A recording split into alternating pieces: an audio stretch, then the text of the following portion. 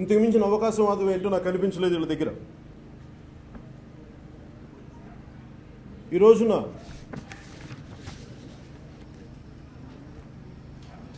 Janasena party నేను ముఖ్యంగా గత 3 సంవత్సరాలు అయిపోయింది. అన్ని పార్టీలు అది అటు బీజేపీ అధికారంలోకి వచ్చి కేంద్రంలో, ఇటు ఆంధ్రప్రదేశ్లో తెలుగుదేశం పార్టీ అధికారంలోకి వచ్చి దాదాపు ఈ 3 సంవత్సరాల కాలంలో నేను ప్రభుత్వాలని ఇబ్బంది పెట్టే ప్రశ్నలు కానీ ఎందుకు దానికి కారణం ఏంటంటే అన్ని రూల్ బుక్ ప్రకారమే కానీ ఫాలో అయితే ఏది నడపలేదు. అప్పుడు cash for note for vote ఇష్యూలో కూడా నేను మాట్లాడకపోవడానికి కారణం అది ఒక తెలుగుదేశం పార్టీ చేసి ఉంటే అంతకుముందు ఎవరు లేకుండా తెలుగుదేశం పార్టీ ఒకటి చేసి ఉంటే ఖచ్చితంగా చాలా బలంగా నిలదీసేవాడిని. అన్ని పార్టీలు హార్స్ ట్రేడింగ్ చేస్తాయి.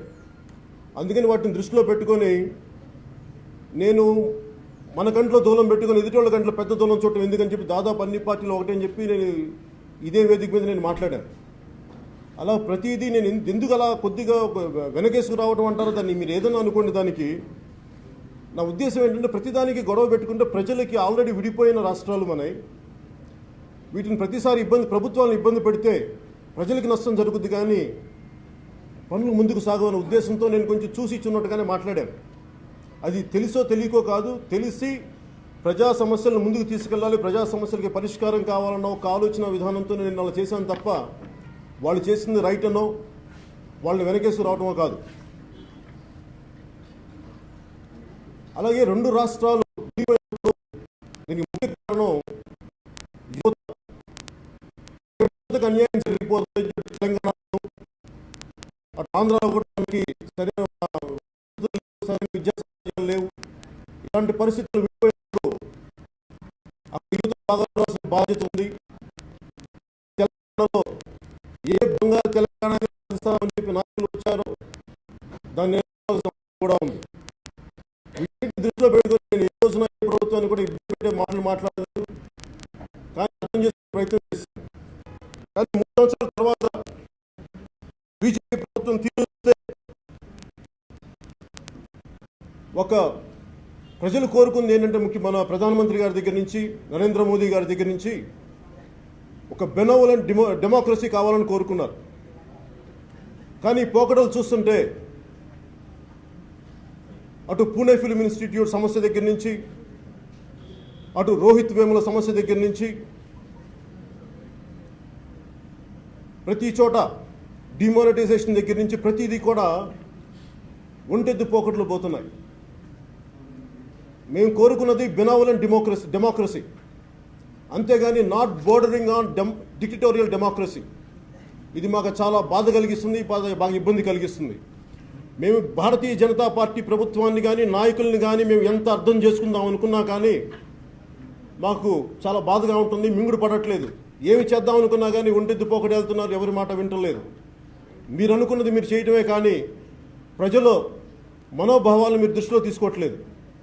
ఇది మాకు చాలా బాధ కలిగిస్తుంది. మొన్న నా మధ్యన నేను తమిళనాడు ఒక 4 రోజుల క్రితం షూటింగ్కి వెళ్ళినప్పుడు, ఈరోజు జల్లికట్టు కొత్తగా వచ్చిందేమో కానీ నేను తమిళనాడు కొన్ని సంవత్సరాలు చదువుకున్నాను. అక్కడ నాకు స్నేహితులు ఉన్నారు. వాళ్ళు నాకు చెప్పింది ఏంటంటే జల్లికట్టు అనేది చాలా పెద్ద గొడవ అవుతుందని చెప్పారు. నాకు అప్పుడు నాకు అర్థం కాలేదు. ఏంటంటే నాకు వాట్సాప్ గ్రూప్ చూపించారు, ఇవన్నీ సర్క్యులేట్ అవుతున్నాయి అంటే నేను వాళ్ళు అడిగాను దేనికని.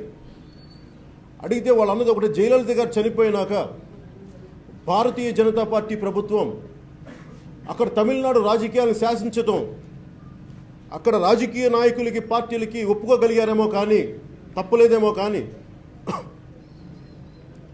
అక్కడ ఉన్న యువత కానీ ప్రజలకి అసలు ఇష్టం లేదు. ఎందుకంటే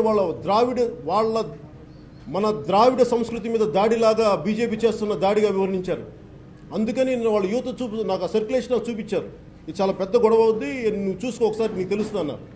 ఈ రోజున జల్లికట్టు అనేది మీరు దయచేసి ప్రతి ఒక్కరూ అర్థం చేసుకోవాలి. జల్లికట్టు అనేది ఒక ఎద్దులని లొంగ తీసుకునే ప్రక్రియ కాదు. అది సంస్కృతిలో భాగం. ఇవన్నీ పక్కన పెడితే వాటన్నిటికంటే కూడా బీజేపీ మీద అక్కడ తమిళనాడు యువతకున్న కోపం అది. వాళ్ళు అలా చూపించారు బయటకు వచ్చి. వాళ్ళ నాయకులు వాళ్ళకి మద్దతు పలకలేకపోతుంటే బీజేపీని ఎదిరించలేకపోతుంటే, తమిళనాడు రాజకీయాలను వాళ్ళు శాసిస్తుంటే ఆ కోపంతో వాళ్ళు బయటకు వచ్చారు. జల్లికట్టుని అలాగ చూడాలి, అది నిజంగా అర్థం చేసుకున్న వాళ్ళకి అదే అని అర్థమవుతుంది. అలాగే ఈ రోజున రాష్ట్రాలు, ఆంధ్రప్రదేశ్ ముఖ్యంగా, అటు తమిళనాడు కానీ ఫెడరల్ స్ట్రక్చర్ని రిప్రజెంట్ చేస్తున్నాయి. ఫెడరల్ గవర్నమెంట్ పాలసీస్లో వాళ్ళు మినీ బీజేపీలా తయారయ్యారు. కానీ ముఖ్యంగా ఆంధ్రప్రదేశ్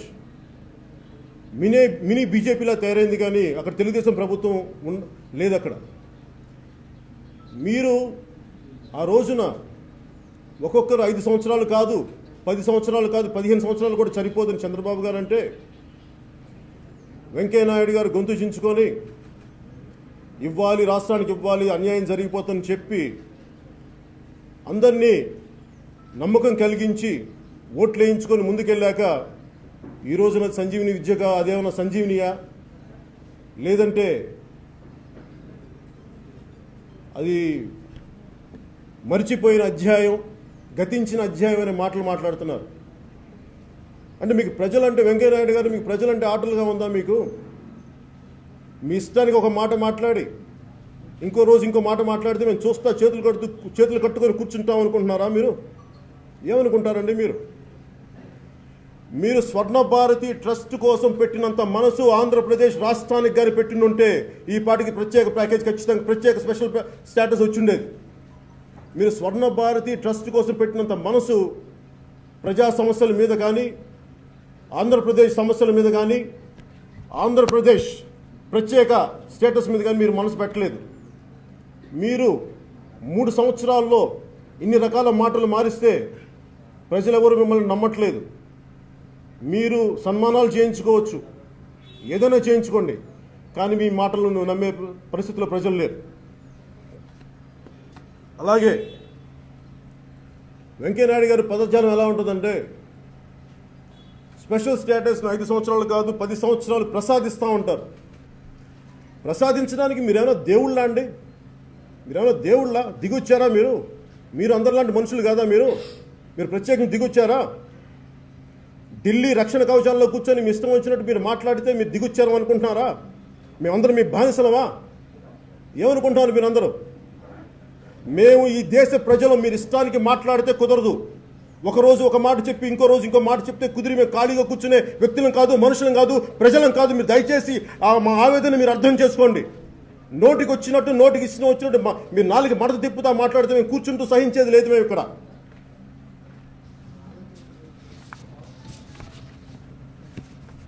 మీరు రామ మందిరం అనే ఒక గుడి గురించి మీరు తీసుకోగలిగారు, కానీ 4 కోట్ల మంది ప్రజల సమస్యలను మీరు ముందుకు తీసుకెళ్ళలేకపోయారు.